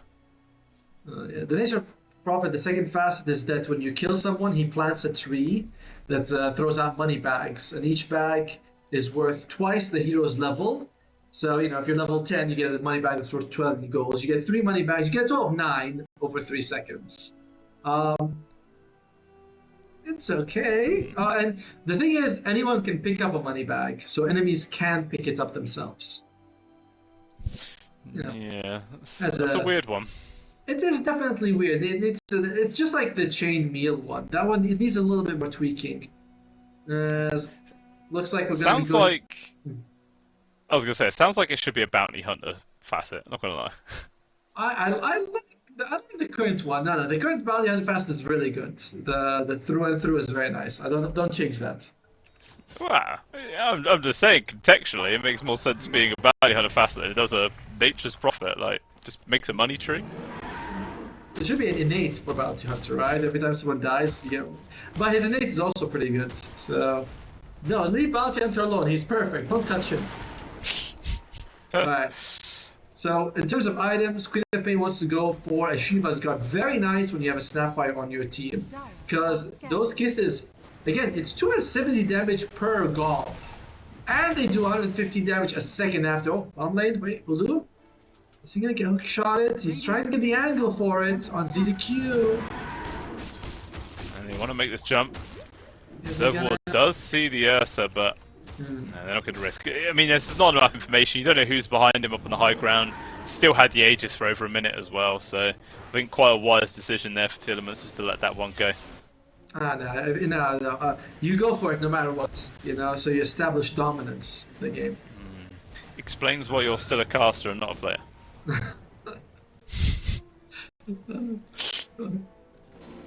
I thought we agreed only I could hurt your feelings. Doesn't seem right. You don't have feelings to hurt. You machine.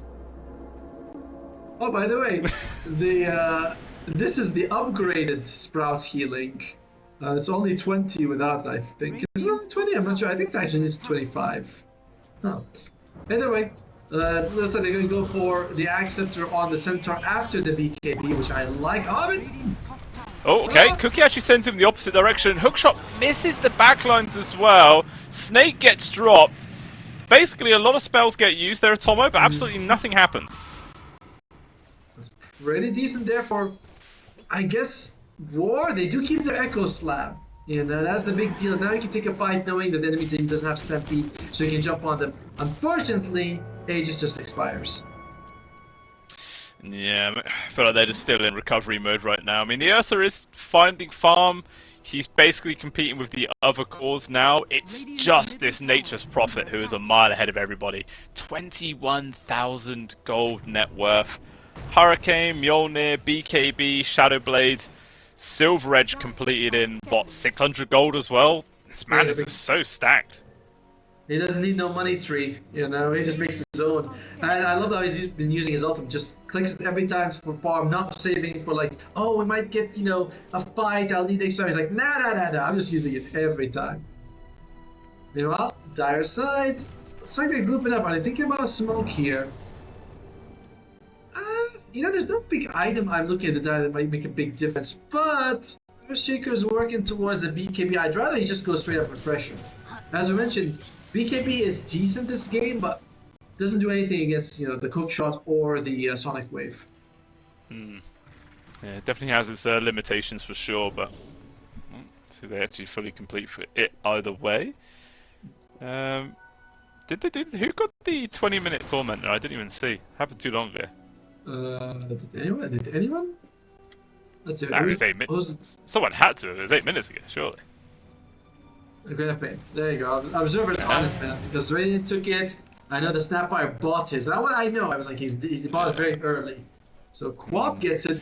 It's a nice one. It's a bit of extra damage, and you get the silence on top. Yeah. You could say it was very observant of him. Laugh, damn you! That was good. You're a solid actor. I was scared, you know. I was like, what's he gonna do to me if I don't? Oh. Tearlaments here going for a 3-man smoke. And they do catch a glimpse on SS. Another missed hookshot though here from ZZQ. That's 2 in a row now. Feels a little bit awkward for him. And kind of puts an end to this smoke move itself. Unless, of course, SS is just so overconfident. He hangs around this area anyway. Ooh, has his blink holding onto it. Oh, butterfly effect though. Appears in front of everybody. Gets another jump and an awkwardly timed pause. Kale. Calais, I believe. Oh, isn't it Calais? Is this how it's pronounced? Calais. Yeah, they like it in Kale. Are you hungry? This early in the morning? To be honest, I am hungry, but I can guarantee you I am not hungry for kale. No. I'm not having that crap for breakfast. Not having them. Why? It doesn't have any flavor. And I've had your cuisine. I feel like it fits right in. What? Ours is jam-packed full of flavour. We've got gravy and more gravy. Like, hey, we got flavour coming out of our ear holes right now. Oh yeah, you've definitely got something like that coming out of your ear holes. Oh. Now I've been to the UK. Let me tell you, in terms of you know what, you just come visit me here in Malaysia, and I'll show you what food's supposed to taste like. Yeah. Is that the real reason that you went home? It was like just couldn't bear the food anymore. Honestly, it wasn't that bad, but it's certainly an upgrade here. Let's just go with that. It's an upgrade. British food. Oh, God. Anyway, you got to go for that fine dining experience. Your Weatherspoons. Yes.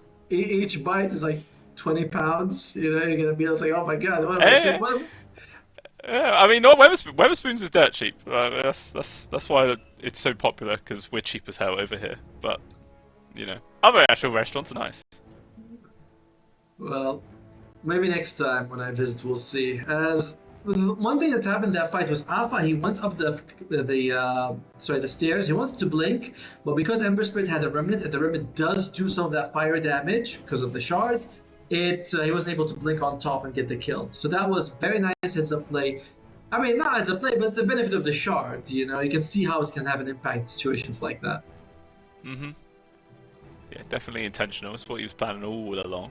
Oh yeah, It helps for sure. They put it there. It's like, hey, eventually someone's gonna walk in. I'm gonna cancel their blink. Like, yeah, sure, you will. But yeah, speaking of butterfly effect, 1200 gold, and he will have his Ags online. Makes him even more mobile and quite frustrating to catch on the side of Tenements. I would be surprised if we see like I don't know, Bloodthorn. Do you think that could be good for the Nature's Prophet? Bloodthorn doesn't seem like he wants to go for. He wants to go for a butterfly. I don't know. Bloodthorn. You're up against Abaddon, right? So unless you silence the Abaddon, he's just gonna remove it from everyone else. So I don't really want to see him go for Bloodthorn. Oh, he's back. Kale is ready. Kale. Kale. You know, for the longest time, I think I was gaslit into thinking kale was like a seaweed. Ah, it sounds like a seaweed kind of food. You know what I mean? Like I can definitely see that. Is it? And one of the few foods that you burn calories when you eat, or something like that. Yeah, I think it's either kale, lettuce, or cabbage. I can't remember which one. One of them is like burns calories too. Like eating it is actually good for losing weight in some way. I don't know how it works. Yeah. But there is a Shiva's Guard on the co-op, so that is going to be a huge increase in the damage for the Snapfire as well. Luckily, for the Dire side, they've got big KPs on all three cores. Very soon to get it on Mr. SS, but the other two already have it. So is there like any sort of key items either side is waiting for before they, up the aggression and start making more significant plays? Or is it both teams kind of just waiting for an opening? I think both teams are kind of waiting for an opening. Doesn't seem like there's a really big item time. But Radiant, they've been ahead the entire game. When you're ahead, is any item going to change your situation? You're already ahead. Any situation change is a bad one for you at that point. For Dire, BKB on Earthshaker is meh. I would prefer he got Refresher Orb, but that's about it. He's saying, guys, come on, let's play. What's going on here? I didn't realize you spoke Chinese. I'm assuming based on context that that's what he's saying. Okay, what about that one? Wait. Oh, what about that one? I was like, that's 3 letters. Maybe I can somehow get through. It's the same. It's a similar 3 letters. He's like, he's going. I think he's saying he's having problems with his hotkeys. Why can't he fix it? No. He's like, he should fix it. He didn't say why. There's no question mark. I can't. Are you making that up, or do you actually have some inclination? I mean, I'm going off of vibes. All the young people are vibing about everything. I'm vibing as well. Wow, that's quite impressive. Do you know, I should have on my phone a translating app when I was in China, and like you could take pictures of stuff and then just translate it all for you, but I can't find it, and I wish I had thought of taking. I also went to China, and I wish I had thought of that. Instead, everyone else had the app, and I was just this idiot foreigner who didn't understand the language, and they had to take out the app and talk to me. Very inclusive you are, Tolo. Making a lot of effort. China, what did you want? I literally go to. I grace them with my presence, How dare they expect more from me? Hey, I went there for work, alright? And I was supposed to have a translator with me the whole time. I just could have put in more effort, for sure. Yeah, maybe you are a true Brit. We have the arrogance of going to another country and expecting them all to speak our language. Now you do too. You really are one of us. Red Panda, he's fine. He doesn't have to go anywhere. He just glimmers and walks out just fine. As they're still chasing though. Oh, poor guy. He's found. Oh, so that's his armor, obviously. And there you go. He has to manually activate his ultimate, but I think he was also silenced because of the jump from the Queen of Pain. So literally, he can't do anything in that situation. Yeah, very well timed combat. Perfectly timed. Look at the observer. He's like, let me see. He's got the silence and the break still on him when he died. Very unfortunate. Yeah, some premium stacking Radiant's middle right there. tower is under But attack. 12,000 gold, 31 minutes into the game. Roshan as well will be up in... Have they changed it? Is that an actual accurate time now, or is that still the max time? That looks accurate. It was actually the previous game because they had TA, so I'm guessing that's like I was thinking that, but maybe it's fixed. Oh, thank God. It only took them like half a year. Well done, Valve. I appreciate the effort.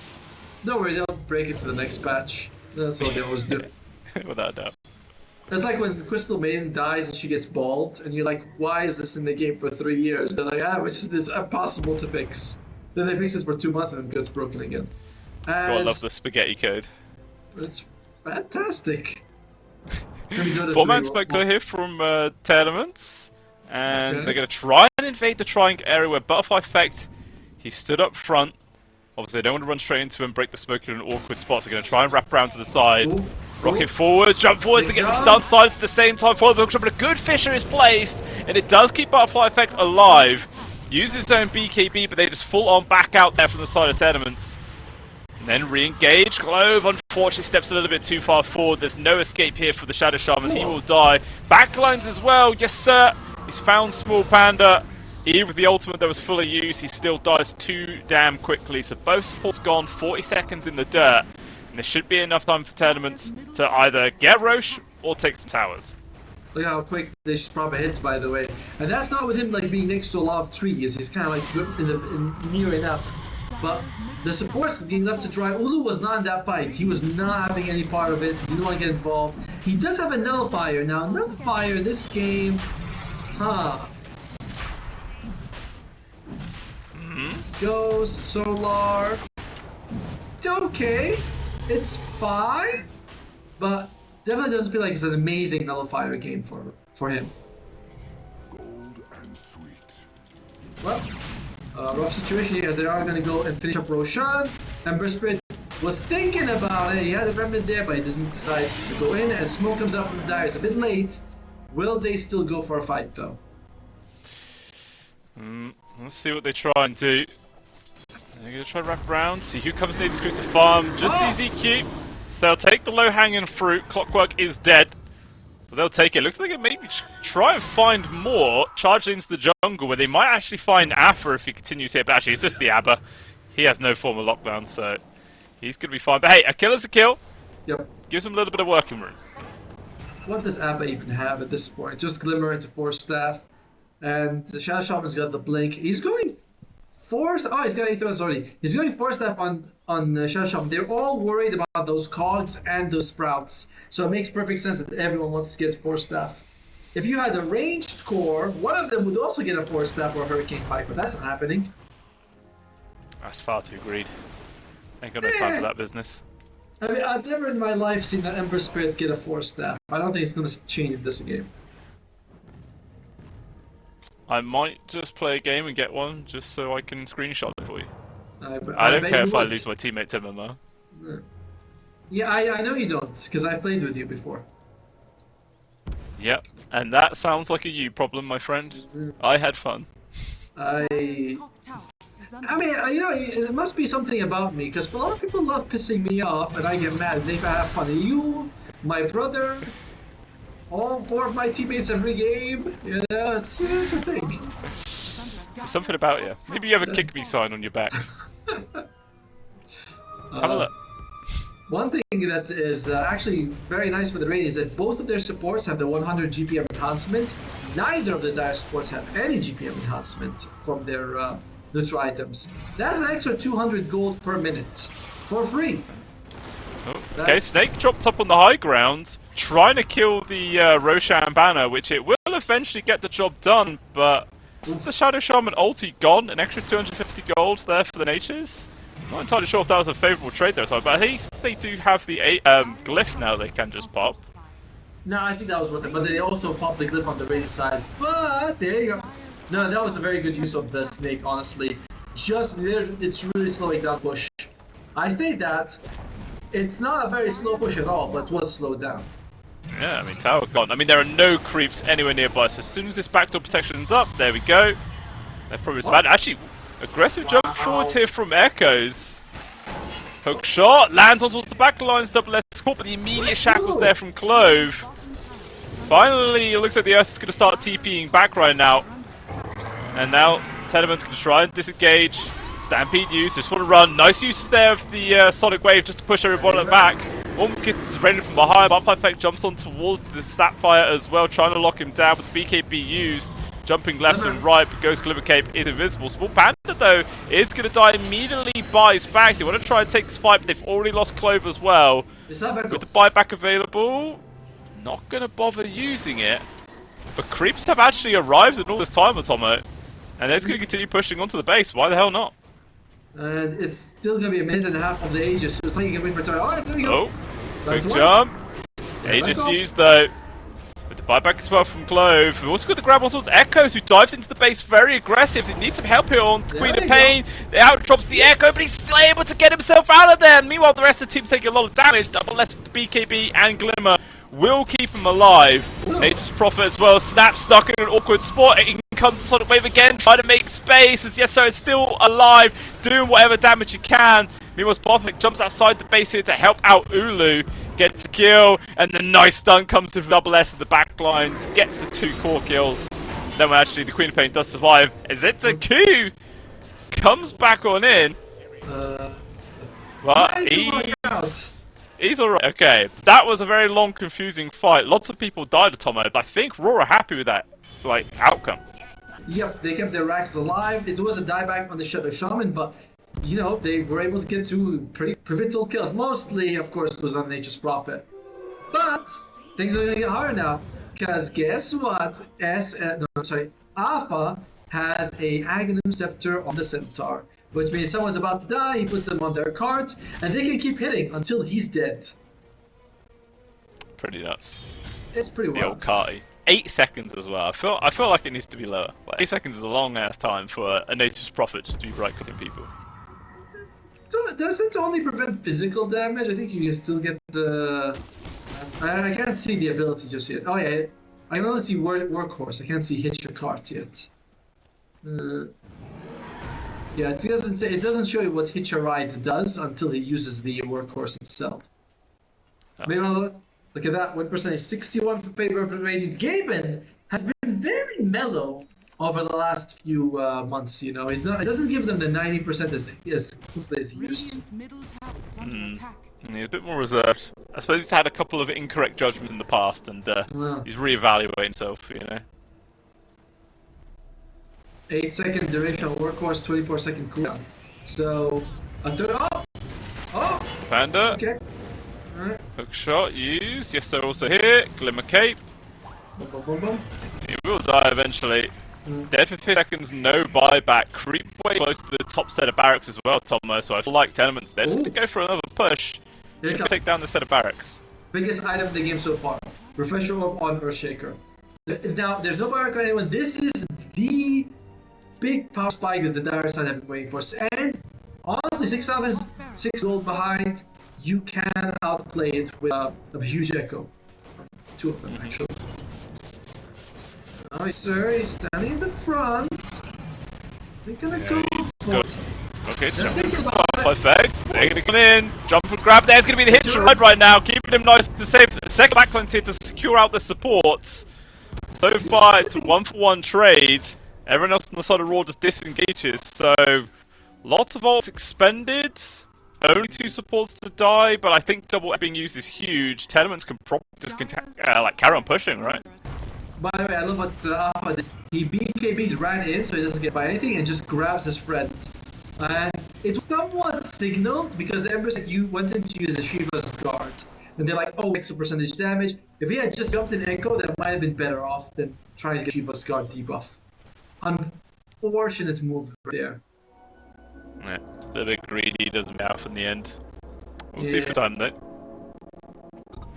Anyone who's played Dota, when you're in the late phase and suddenly the enemy's charging at you, you're like, someone's probably coming and rotating to the lane to kill. Then you know to go back. It's very telegraphed. But when Ember jumped into Shiva, it was telegraphed they were going to go for a buff after. This is an educational stream, by the way. It really is. I always learn a lot whenever I cast with you, and then I forget it immediately afterwards. Well, I get to re-impress you every time. You know what I mean? Like every time it's like, oh my god, he never told me this before. I'm like, well, at least he's easily asked. It's had the same fact plenty of time. But who Yeah, knows? they still likes it. Yeah. Okay, smoke gang coming their way. Ulu. Stun first from Alpha. Immediately pops the ultimate. the Break on break. towards the Abba, but the Ghost there keeps him alive actually, so he's able to disengage. But unfortunately, abandoned again. And he will be dying. Gone again, 55 seconds without this guy. Bushan, 30 seconds away. So we'll see what Tearlaments can do with this time on the butt. Whether it's worth pushing or waiting, who knows. But one Echo's available. Still a minute though before the refresher orb is up. You know, it's not also like that goes like, but again, you're up against like 3 BKBs. You're also up against like Guardian Greaves and the Glimmer. Like, you know, if your Echo Slams don't kill people, you do heal a lot. So remember, the cookie also. Did you take the healing? No, wait, they're not even a factor anymore. Oh, yeah, you still have the Guardian Greaves, which is going to be a health regen. Oh, it does heal the target now. It is. It doesn't say how much it heals the target for. What spell's this? The Sapphire Cookie. When you get the shot, it heals. But this is the healing amount's 200. Okay, got it. Damn, 200. Not bad. 200. Pretty good. But Roche has been started. Yes, they'll try and finish her off. Meanwhile, the rest of Raw with this smoke coming on forwards. Oh, the Fisher placement is awful. Oh, it actually makes it very difficult for his team to jump on forwards right now. Ulu, though, will commit forwards to try and finish off with the Glimmer Cape. Keeps him alive. He's going to be A-OK. Hookshot forwards comes out, cancel out the shackles. That is double death on the support tier of Raw. They're in an awkward spot. There's the hit chop right now. Ulu is trying to run as Double S has loss of life. And the bear can do nothing. Go extinct as he will fall. Triple kill there. But yes, sir.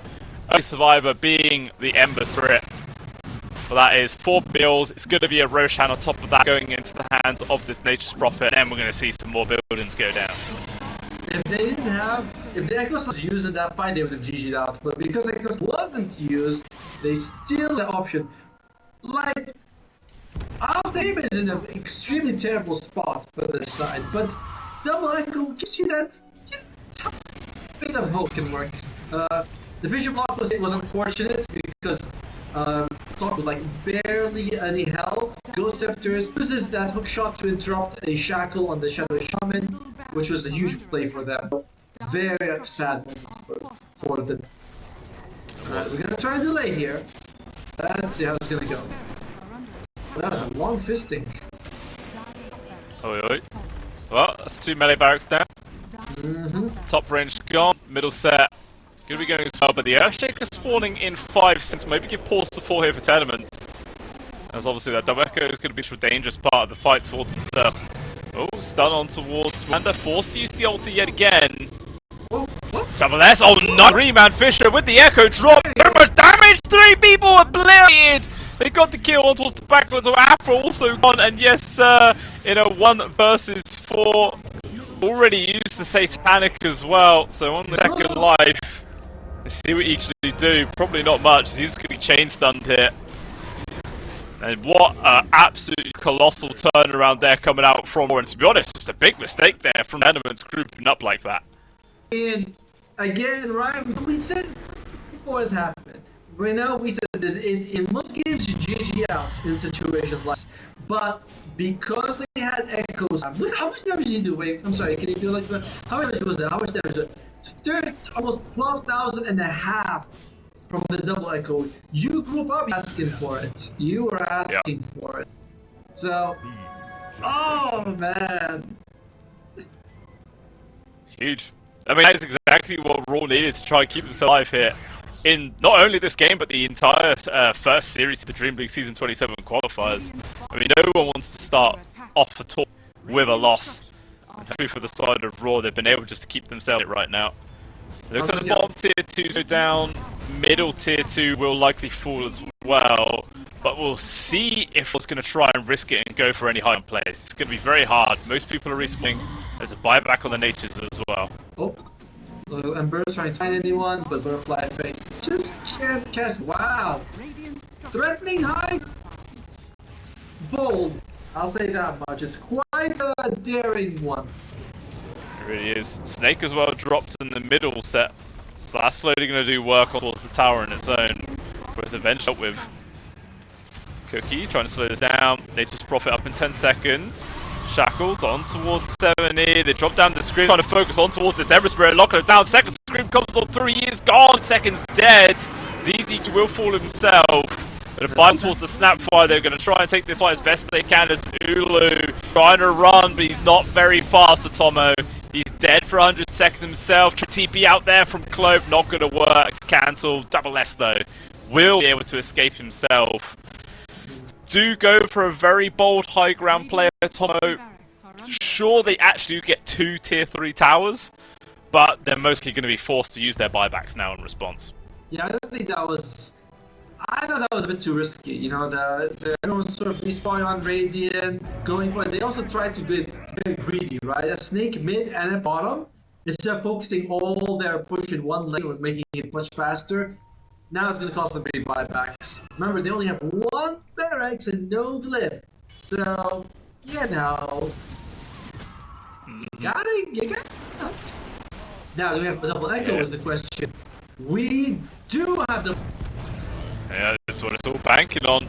I mean, it's all up to if Double S can do it 2 times in a row right now. They got the grab on towards Down. He's able to pop the BKB with the Satanic, stand his ground, easy peasy. Grab towards Small Panda with the ulti. He's going to be A-OK. First Echo used. They want to track down. The hit right. It's not there in time for Appa, so he's dead. But in terms of Nature's Prophet, they are throwing everything into this. If the Nature's dies here, this could end up costing Tearlaments the game, so they've got to be damn careful as Appa's slowly being dealt with. But Clove aside, looks like he's going to die. Double up in the fours. They've got the lockdown on towards the Nature's Spit. Push back there with the Hurricane Pike. 2 seconds before they say Talik's alive, but it's fast enough. He's dead. 2 minutes. He's in the ground for buyback now from Double Air. Out comes the Sonic Wave. Dodge from Butterfly Effect. But Small will lose his life, but they're spending all their buybacks on both teams here at Tomo. They're throwing all their eggs into one basket. It looks like the Queen of Pain's going to be able to die for 70. Ends up being a distraction. But now that is 2 people dead. No buyback here on Tearlaments. Oh my lord, it's risky play going for that aggressive back and not pan out at all. I mean, but the timing of the Echo, he was able to get off right as BKB was expiring. That was insane work from off on that situation, and very crazy how they're doing. The thing is, you are still playing against 2 lanes of super creeps, and it can push out lanes pretty decently with their ultimate. So, I don't know if this will be the push that ends for the Dire side. It might not be, but I mean, it's good punishing either way. For sure. We'll see how much. I mean, they're actually a tier 1 and 2 at the top lane of all things. So, yeah, they're definitely not going to be able to go for the actual GG push here. I think there'll be more opportunities for Tearlaments in the near future. But even still, it's got to be a wake-up call for even just like with the actually, you know what? Going for tier 4s, Tomo. They're doing it. I was gonna say, they're not just mega creeps. That wasn't been a good decision at all. Okay, just a buyback from the Centaur. Seem enough. Echoes is actually coming in from behind right now. Quick jump forwards. Focusing on towards Double S. They know they've got to deal with this. Code's perfectly placed. He's dead. 2 minutes. He's gone right now. In comes Buffett to help out now. The Centaur, he's taking so much damage. Finally gets but he gets bashed at Tomo. Held in place. Nature's Prophet, though, alive in seconds' time. But Echoes, he's also being caught on the Queen of Pain, but he's done buyback himself. Such expensive fights in these last couple of minutes. And now Raw will disengage. My god, there are win conditions everywhere, Tomo. If you look at it, not a single person has buyback left. They have all been used. They're all timed out. Genius. Now, Roshan might be the factor that determines the game right now. You do also have the lane pushing advantage for the raid. You can just keep, someone bottom pushing out the lanes. Maybe a crane that can be very helpful for you, but incredibly risky game right now. I feel like the Radiant threw this one a little bit, you know? Oh, yeah. I'd well, like, at their peak they were 88%, yeah, on the win probability, but now one again, Gaven, he's dipped down and actually saying it's in the favor of Raw. Alright, let's look at some of the items, see what could actually make a difference here. Looks like Ninish Spot wants to go for a refresh orb, double BKB would be great, double Satanic as well. Queen of Pain has a refresh orb, so double Sonic Wave. It's 1,800 damage, by the way. That is a big Sonic Wave. Actually, it's 2,000 because she's got the Kaya. Not bad. Wow. Yes, that's a scary amount of DPS for sure. Pure damage as well that goes through all Magic Community is really disgusting. Like, that is over 2/3 of Ulu's total HP. Yes, he's only got 2.7. He's going for a refresh orb. Of course, that's assuming he doesn't use H, right? Which reduces it by, down to 200. That's true. There is... everyone's going for a refresher. I wonder if Abaddon would consider selling all items and getting a Axe Scepter. Axe would be... It would be good. Against all of this AoE damage, Yeah. 100% it would be a massive clutch save. You just sell it. You're like, I don't care about any of my items. You have to go. So if you sell everything, you're going to have 5,000. You buy an Axe Scepter. It's wild. But why not? Like... You're not really gonna get any benefit from your other spells anyway, as Roshan's a mid away. Smoke up, oh man. I'm feeling it in my jellies that we might go to a game 3, Dire are scanning. Maybe. I mean, it's definitely on the cards for sure. Like, this is not the win that Tearlaments were expecting, like, considering how this game started. Like, Raw have done a fantastic job of bouncing back. One thing I had mentioned is that they zoomed Bloodrite on Earthshaker. That's why his echoes have been quite... If you look over the echo, the mouse over the echo slab, it's pretty big. Like, that's a big circle. Oh. We go Seconds move. left. Put it in the back lines. Oh, nice pick up. That's a big kill. 90 seconds. Oh, yes. Has been gone. Oh, they found in the backlines to the scary spot. Ulu, though, trying to stand his ground. Needs help with the rest of the team. Hitch is going to be there. Wants to try and chase after the bear, but he's actually just going to be able to get himself away. Echo's coming in the backlines. There will be the scream. Has got to go on towards the Shaker's dead for 100 seconds. Second scream calling out. Clove barely able to avoid the damage to himself as Barbex is still in. The 2 people dead. Considering re-engaging right now, Ulu has to be careful. He's only got 800 HP. He will just back on out. Clove, though, trying to DP. He does not. Also going to die. That's 3 people dead. No buyback here at Tomo. It's a 2 versus 4. Can these guys hold on? At least stop themselves getting megged. But I mean, there's also an Aegis now.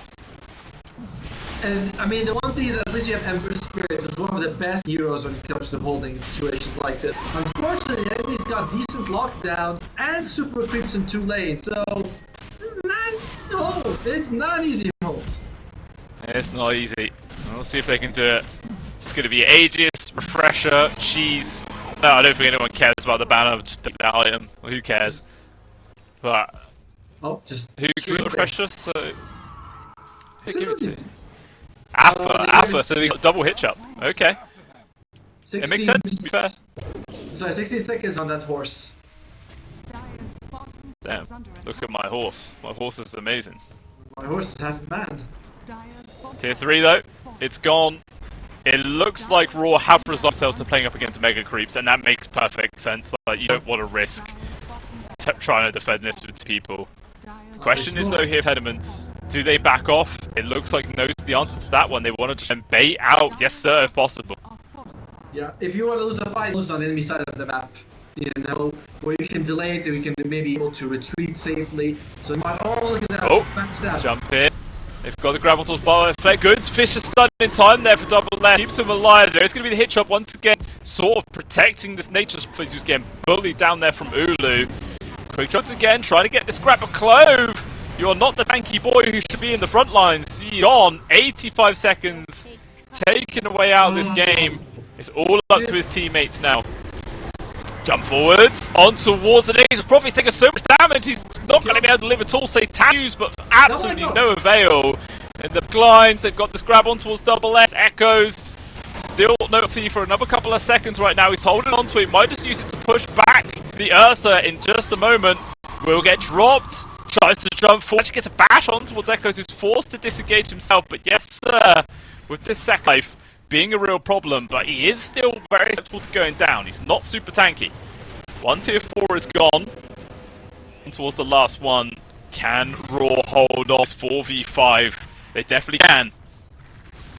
Wait, by the way, he already used one of their echoes. He's refreshed, so it's only one that he's got to tank. Oh, jump onto yes sir, hit jump just in time, barely keeps him alive in this situation. Now Ulu's in a very awkward spot, Hex trying to run, he's so damn slow and these right clicks chasing him down. The Mega Creeps might even finish themselves, and they do. Echo drops to the bounds, but unfortunately the blink got cancelled, it did nothing.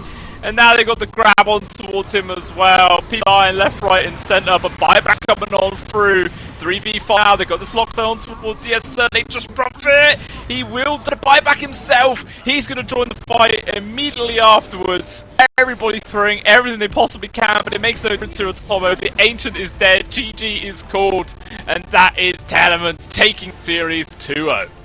In a very sub game 2, honestly. Like game 1, I mean, maybe it was because it was a little bit more of a snoozer. And this game was looking like,